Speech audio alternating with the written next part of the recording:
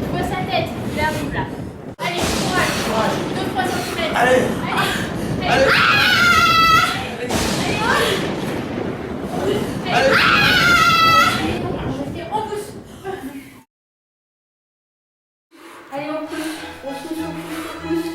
Ah, il a poussé très bien. On reprend la respiration. On respire. Et on pousse. Allez, on pousse. Qu'est-ce que ça avance bien? Allez, courage. Tout se passe très bien. Et voilà, je vois sa tête. Encore une contraction. Allez-y, poussez une fois.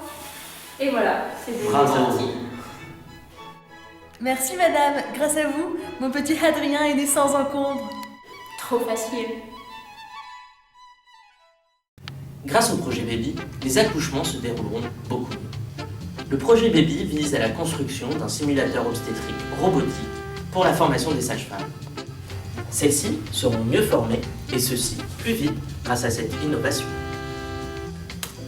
Ce projet a été réalisé dans le cadre du cours de mécatronique de l'école Mines Paris-Tech. Les élèves ingénieurs ont travaillé en étroite collaboration avec des BTS CPI du lycée Louis-Armand de Nogent-sur-Marne, des BTS électrotechniques du lycée Jules Ferry de Versailles et enfin des BTS communication du lycée Champlain à Chennevières-sur-Marne.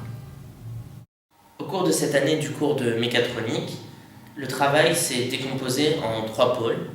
Tout d'abord un pôle électronique, un pôle mécanique et enfin un pôle interface aux machines, aussi appelé IHM.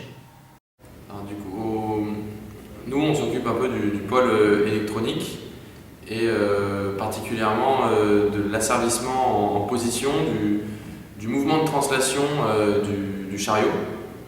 On a servi en position le moteur qui contrôle le mouvement en translation du chariot sur lequel est fixée la tête du bébé.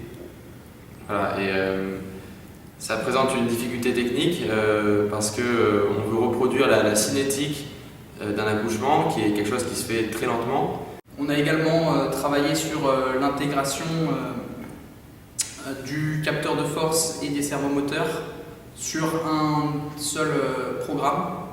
Et en plus de ça, il faut prendre en compte l'interaction avec le manipulateur, selon les scénarios qu'on s'est définis. Si la force qu'il exerce sur la tête du bébé est suffisante ou non, alors on va faire avancer ou non le moteur et donc voilà, on va recréer une interaction entre le bébé et le manipulateur. Oui, le pôle électronique s'occupe des servomoteurs, c'est-à-dire de ce qui va assurer la flexion, la rotation, le pivotement de la tête du bébé, et également ce qui va transmettre son altitude au mannequin en général. Nous, notre rôle, ça a été d'abord de comprendre comment fonctionnent ces moteurs et ensuite de programmer de manière à produire un comportement conforme à la simulation qu'on attend. Donc on a commencé par prendre en main. Prendre en main, oui. Et ensuite, on a commencé à coder les fonctions qui nous étaient utiles pour les différents scénarios. Ensuite, finalement, on a fait les tests sur les maquettes pour voir comment ça se comportait sur le modèle réel. Voilà, sur le modèle réel. Voilà. Donc on a réussi finalement à trouver à la fois quel programme pouvait nous servir.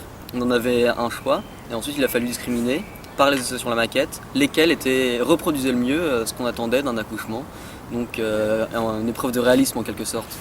Nous s'occuper du pôle mécanique, tous les aspects mécaniques pour le robot. Donc particulièrement, on a travaillé sur l'inversion entre une rotation et une flexion au niveau de 2 des degrés de liberté du robot et ça nous a pris pas mal de temps. Bien entendu, toutes ces modifications, on en a pris compte et on a modifié en conséquence la maquette numérique qui est réalisée sur CATIA. Et donc c'est les BTS qui ont travaillé et pu vraiment mettre à jour la maquette et le résultat est assez impressionnant. Nous nous sommes également occupés de l'élaboration du carter, de l'intégration de tous les composants à la maquette, tout ça en étroite collaboration avec les BTS CPI.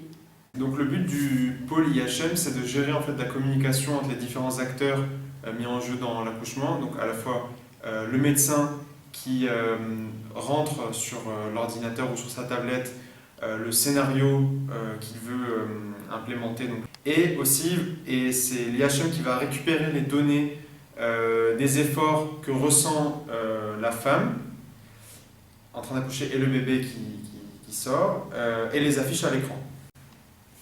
Donc, par exemple, si on prend le cas d'un accouchement difficile, le but de l'IHM, dans ce cas-là, ce sera à partir des données que va rentrer le médecin, qui correspondent justement à un accouchement difficile, donc un seuil d'avancement de la tête du bébé très élevé, des contractions anatomiques qui n'arrangent pas trop la sage-femme.